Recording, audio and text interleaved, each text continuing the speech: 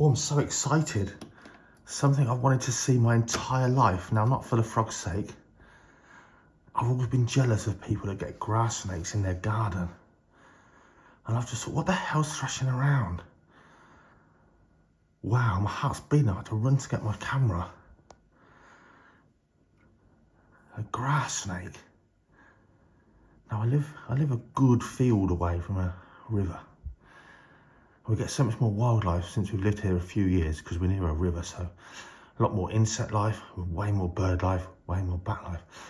So you might think this is insanely cruel, go and rescue the frog. Well, then that's insanely cruel to the grass snake. It might only eat 3 or 4 of these a year to sustain itself. The ponds for the frogs, that's a huge meal. So as gory as this is, we're on full zoom, we're going to see how it pans out. He's already worked out, he's already got a head hold on that frog. So grass snakes,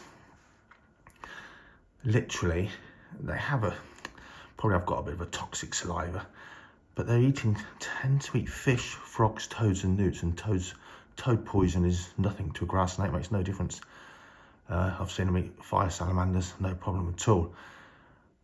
But they're eating prey that has no sharp edges. Yes, you could eat a perch, I think, but most fish don't really have a lot of sharp edges. So they only have to hold on. They can swallow frogs tail, bum first or head first. So my instinct even as a hunter, believe it or not, but my instinct as a human is to go out and think, good God, you're never going to eat that frog. Give it a break. But that could be the difference between this snake. Now it's heading for September. If it managed to eat that frog, it'll be the difference between it surviving the winter, probably, or not. So it's about the size of an adult male grass snake, but it could of course just be a young female.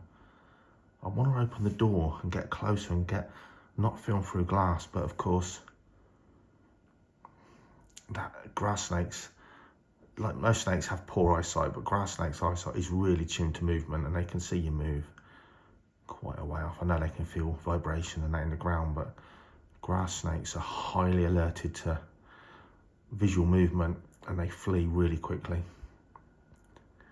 Adders that rely on crypsis or camouflage, with that zigzag pattern breaking up their outline, and possibly maybe the knowledge that they're venomous in a way, they're slower to move. If they think that you can't see them, they'll often keep still.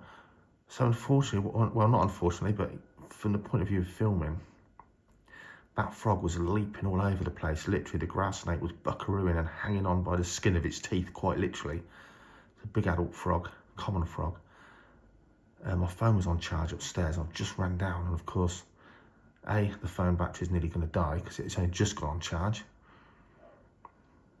But we're at a sort of a standoff now.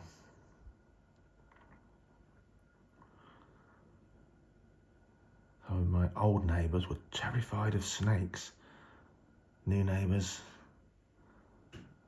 more country people, I think they'll be okay. So again, it's not nice. It's no different to watching a sparrowhawk killing a wood pigeon.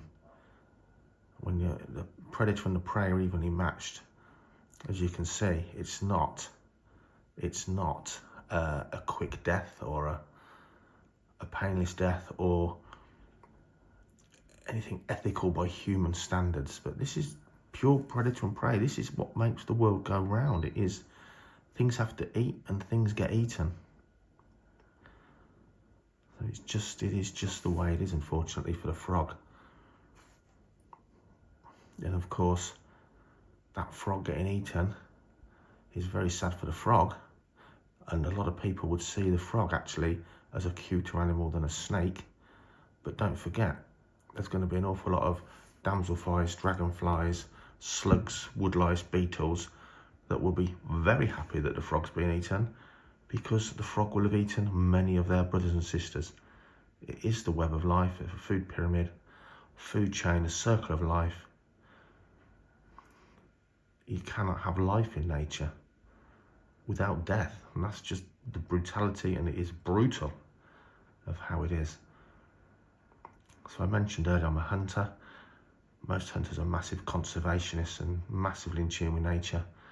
And the weirdest thing is, we're usually the first people to rescue an animal or an injured animal or a baby animal. And very often the people that know how to get it right again. So there's a massive chunk of me really wanting to go and just get that frog and snake apart. Almost, how can I then put the snake into something to let it have a feed on something? What would it eat? Well, it would eat other animals that I've already got dead in the freezer, so their life's already been killed to feed reptiles I keep anyway. There's no getting away from it. Even if you're a vegan, you are causing the death of animals. It's impossible not to.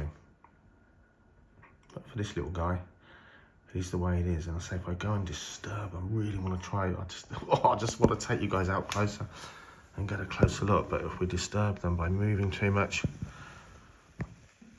we are going to scare that snake away. It will abandon the frog, which is probably going to die now, because it's going to be quicker to get away for the snake without that in its tummy or in its mouth. Equally, both of these animals, but this snake has now got big problems. It's attracting attention by the gyrations. Any predator sees what looks like a wounded animal's movements and homes in. So it's now massively vulnerable to domestic cats, which of course wipe out way more wildlife than natural predators. There's nothing natural about a domestic cat in any context. If you're one of those people that think there's nothing natural at all. They should not be a part of the ecosystem. They do not belong there, unlike this snake. If you're not so sure about that, just do a quick Google. How many birds and animals do domestic cats kill in the UK or in your country per annum? I think it's something like 60 million small animals, reptiles, amphibians and birds in the UK every year. So that snake's highly vulnerable from cat attack now. It's not a big grass snake. It's massively vulnerable to corvids. Magpies will bash and crows will bash away at that now. Not so much here. It's not a big garden, but massively vulnerable to buzzard attack. Buzzards love to eat grass snakes. It's now vulnerable. It's out in the open. It's exposed. And if it does manage to get a bit of that frog down, it's going to be incredibly slow unless it regurgitates, which it would under attack. So we'll just keep going. Got 10% battery. I may have to run off and get a charger.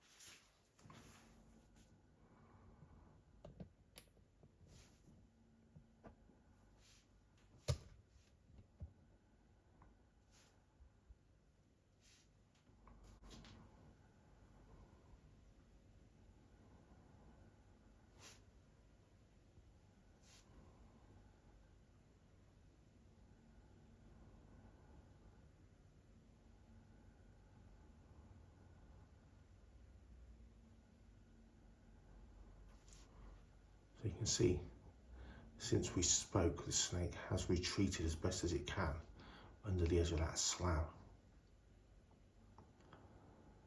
But this really is, honestly, I've had ponds in my garden all my life since a little child. I've always had ponds, mostly wildlife ponds. And I'm always jealous. Oh God, we had a frog, we had a snake in the garden. It was eating the goldfish, it was eating the newts or the frogs or the toads. And I think, oh, how cool would that be to say the wildlife content of your garden includes wild reptiles. Not that you've put there, that have found their way in and been attracted.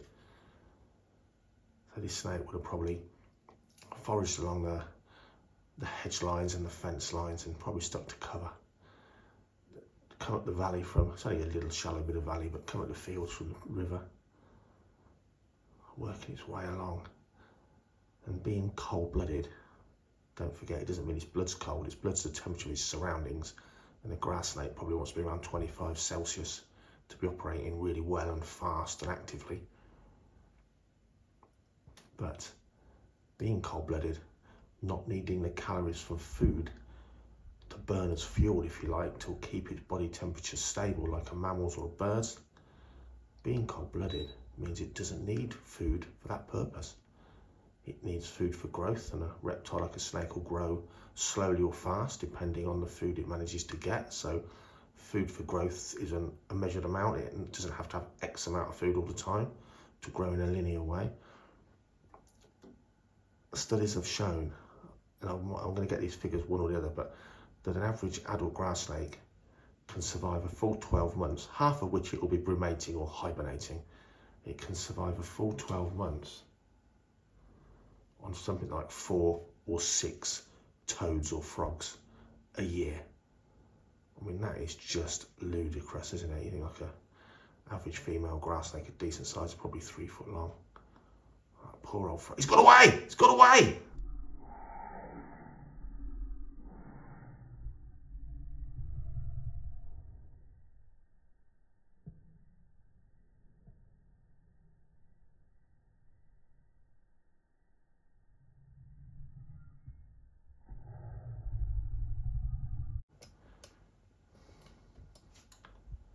He's going to be struggling now, and I think that snake is not going to find him. Let's see if we can get out there.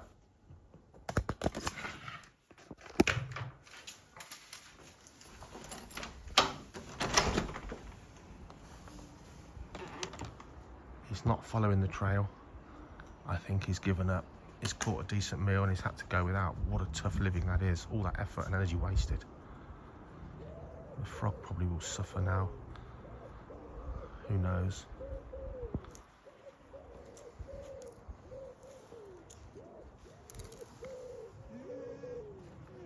Remember, they have got toxic secretions, I believe, in their glands.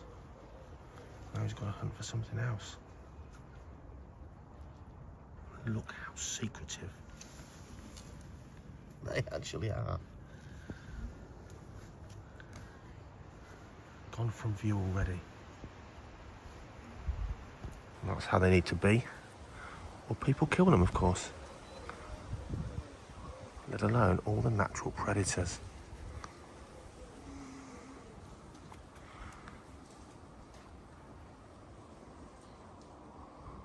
Wow. If you ever think you've had a rough day, it's not as rough as this little guy's. Might be putting him back into the worst place ever, but I think he could do with getting in some water. So average size, not fully grown, but decent size common frog. Might be putting him straight back into the lion's mouth. He certainly put up a valiant effort there.